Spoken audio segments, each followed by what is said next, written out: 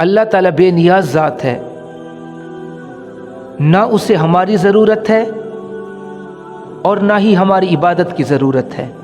اگر ساری کائنات بھی اس کی عبادت کرنا چھوڑ دے تب بھی وہ معبود ہے، اگر ساری کائنات بھی اسے سجدہ کرنا چھوڑ دے تب بھی وہ مسجود ہے۔ اسے ہمارے صوم و صلات کی کوئی ضرورت نہیں اور نہ ہی اسے ہمارے صوم و صلات سے کوئی فائدہ پہنچتا ہے۔ یہ اس کی کرم نوازی ہے کہ وہ ہم جیسے گناہ گار، خطا کار اور سیاکار بندوں کو اپنے گھر میں بلاتا ہے اور پھر بلا کے اپنے حضور سجدوں کی توفیق عطا فرماتا ہے۔ اس کی کرم کی کوئی حد نہیں، اور وہ ایسا کریم ہے جس کے کرم کی کوئی حد نہیں، اور وہ ایسا رحیم ہے جس کے رحم کی بھی کوئی حد نہیں۔ ہم خطاؤں کی حد کر دیتے ہیں لیکن اس کی عطاؤں کی کوئی حد نہیں۔ وہ اس مبارک رات میں اپنے بندوں کو بلاتا ہے اور کہتا ہے، اے میرے بندے آؤ میری طرف، تم جو بھی ہو، جہاں سے بھی ہو، جس خاندان سے بھی تعلق رکھتے ہو، جس قبیلے سے بھی تعلق رکھتے ہو، جس رنگ کے بھی ہو، جس نسل کے بھی ہو، فَفِرُّوا إِلَى اللَّهِ، دوڑو اللہ کی طرف، میری طرف آؤ تو صحیح۔ شرط یہ ہے کہ میری طرف آؤ، اور اس طرح آؤ جیسے ایک مجرم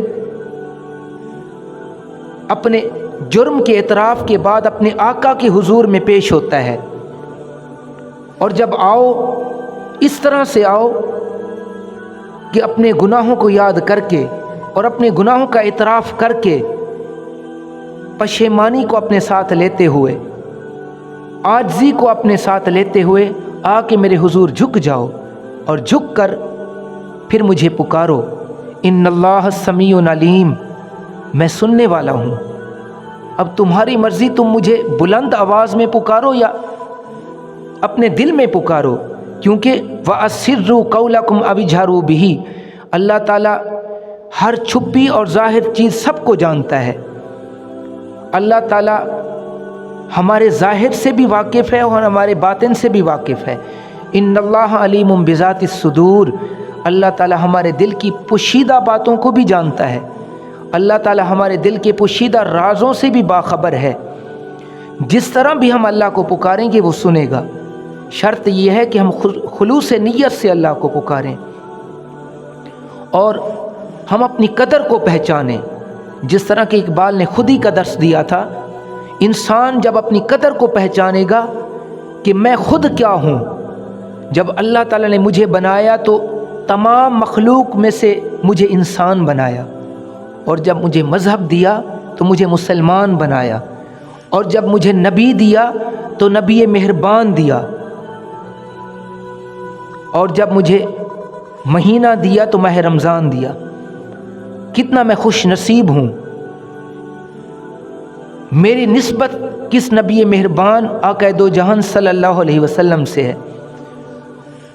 اور جب بندہ اللہ کی حضور پیش ہو جائے تو اللہ کی رحمت پکار پکار کے بندے کو کہتی ہے، تو مانگ جو مانگنا چاہتا ہے، تو مجھ سے بخشش مانگے گا میں بخشش دوں گا، تو مجھ سے صحت مانگے گا میں صحت دوں گا، تو مجھ سے رزق مانگے گا میں تیرے لیے رزق کے دروازے کشادہ کر دوں گا۔ تو مجھ سے مانگ تو صحیح، مانگنا تیرا کام ہے، عطا کرنا میرا کام ہے، شرط ہے تو مانگ تو صحیح۔ اب تو جس طرح سے مانگ وہ تیری مرضی۔ ان اللہ علیم بذات الصدور، میں تیرے دلوں کی پوشیدہ باتوں کو بھی جانتا ہوں۔ جس طرح اقبال علیہ الرحمہ نے کہا تھا، ہم تو مائل بکرم ہیں کوئی سائل ہی نہیں، ہم تو مائل بکرم ہیں کوئی سائل ہی نہیں، راہ دکھلائیں کسے کوئی راہ رو منزل ہی نہیں۔